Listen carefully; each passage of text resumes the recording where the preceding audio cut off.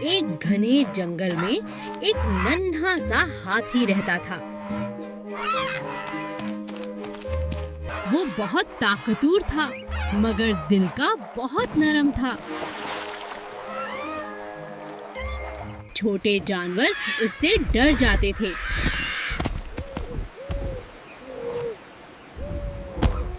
ایک دن اس کی ملاقات ایک ننھی چڑیا سے ہوئی۔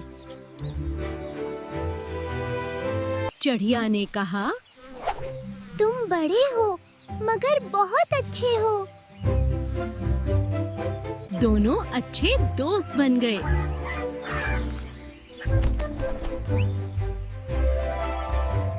ایک دن جنگل میں اچانک آگ لگ گئی۔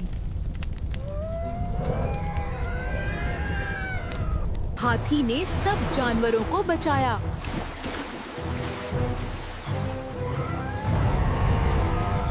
چڑیا اوپر سے سب کو راستہ دکھا رہی تھی۔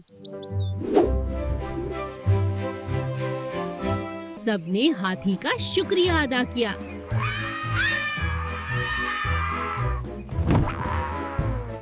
سب نے سیکھا کہ سچی دوستی دل سے ہوتی ہے۔